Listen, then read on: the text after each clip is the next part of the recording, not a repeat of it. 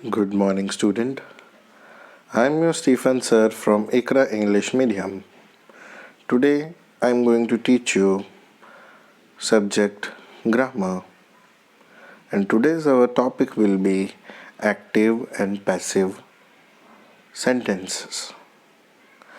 So, first of all, I just would like to give you the definition of this active and passive voice. Basically, active and passive are both one type of a voice, you can say voice, or you can say different type of conveying something or different type of talking. So first of all, I would like to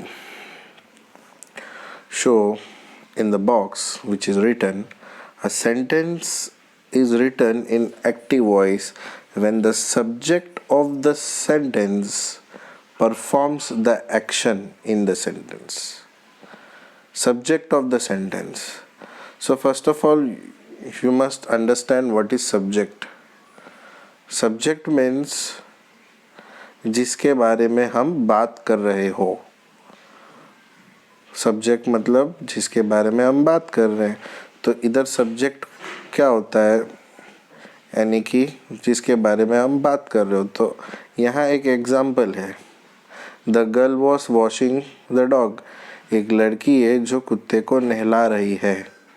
तो यहाँ पे subject हम किसकी बात कर रहे हैं, वो पहले आना चाहिए. सब्जेक्ट पहले आना चाहिए. एक्टिव वॉइस के अंदर सब्जेक्ट फर्स्ट आता है, फिर उसके वो क्या कर रहे हैं, एक्शन बाद में आता है. फिर उस एक्शन से किस चीज़ पे असर पड़ता है, ऑब्जेक्ट पे. तो एक्टिव वॉइस के लिए पहले याद रखना है सब्जेक्ट है, फिर एक्शन है, फिर ऑब्जेक्ट है. सब्जेक्ट है, एक्शन है, फिर ऑब्जेक्ट है. तो ये एक्टिव वॉइस का फॉर्म है, याद रखना है. We have to keep in mind, first there will be a subject, then action means verb, then it will be a object. Okay, easy. So first subject याद रखना है, फिर एक्शन, फिर ऑब्जेक्ट. यानी कि सब्जेक्ट के द्वारा, यानी कि मेरे द्वारा कुछ हो रहा हो किसी चीज़ से, तो वो एक्टिव वॉइस है. मूविंग ऑन, आगे देखते हैं. Will see. A sentence is written in passive voice when the subject of the sentence has an action done to it. Active voice and passive voice में फ़र्क ये है कि जहाँ पे हम लोग पहले सब्जेक्ट लगाते हैं और लास्ट में ऑब्जेक्ट लगाते हैं, पैसिव वॉइस में उल्टा हो जाता है.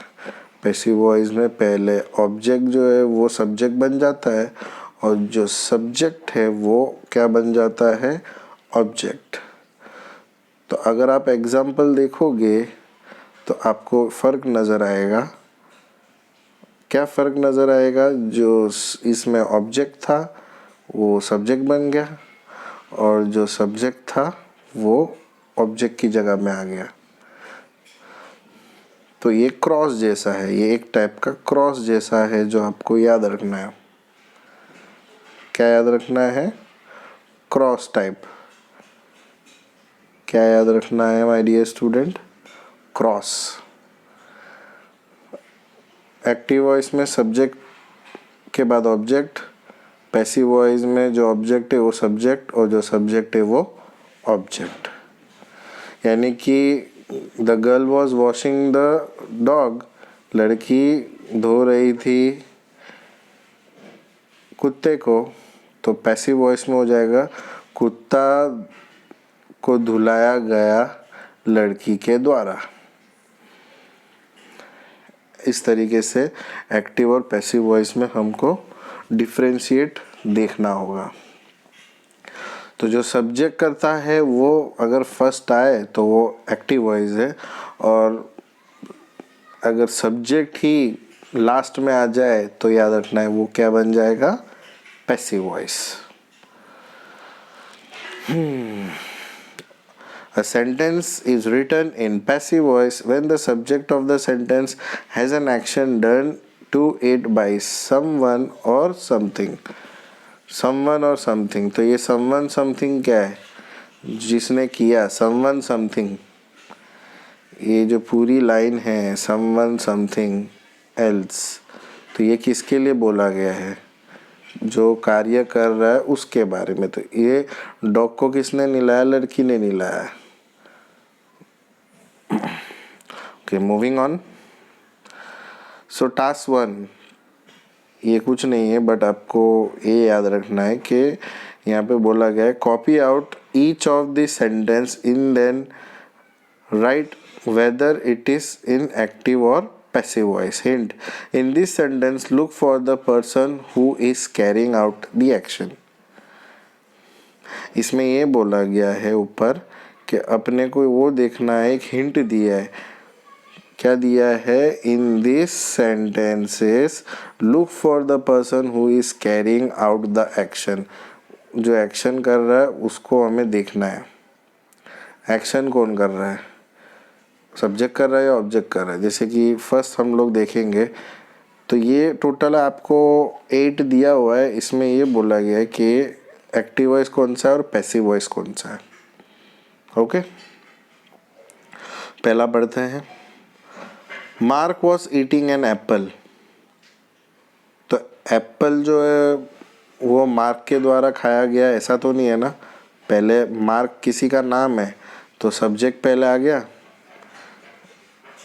फिर ये आ गया वर्ब और ये आ गया ऑब्जेक्ट. तो मार्क के द्वारा एप्पल खाया गया. तो ये एक्टिव वॉइस है, पैसिव वॉइस है? तो ये है एक्टिव वॉइस. फर्स्ट वाला एक्टिव वॉइस. सेकेंड वाला the picture was painted bye Bob. तो ये जो तस्वीर थी, तस्वीर है, तस्वीर है. तो ये सब्जेक्ट तो नहीं है ना. तस्वीर, तस्वीर जो है वो बॉब ने बनाई है. तो ये पैसिव वॉइस है. तो सेकेंड वाला पैसिव वॉइस है. फर्स्ट एक्टिव वॉइस था, सेकेंड वाला पैसिव वॉइस है. तीसरा, टीना ओपन द प्रेजेंट. टीना ने ओपन किया प्रेजेंट को. तो टीना जो है वो हमारी सब्जेक्ट है, ओपन किया वो हमारा ऑब्जेक्ट वर्ब है और प्रेजेंट जो है वो ऑब्जेक्ट है. तो ये एक्टिव वॉइस है. The phone was being used by mister Thomas. तो फोन किसके द्वारा इस्तेमाल किया गया था? मिस्टर थॉमस के द्वारा. तो ये हुआ पैसिव वॉइस. क्यों? क्योंकि नाम जो है वो लास्ट में आ गया. तो पैसिव वॉइस है. The card was made by Fred. Card किसने बनाया था? फ्रेड. तो ये भी पैसिव वॉइस हुआ. James hit the tree with his stick. तो जेम्स नाम है, active voice. The man jump off the step. तो ये भी नाम है, तो active voice. Daniel was watching the bird. तो ये भी नाम है, तो active voice.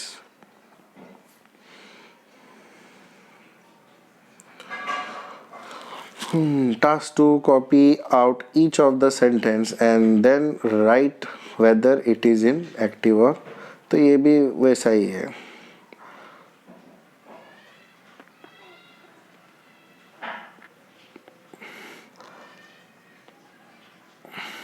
So I hope कि आपको ये टॉपिक समझ में आया होगा.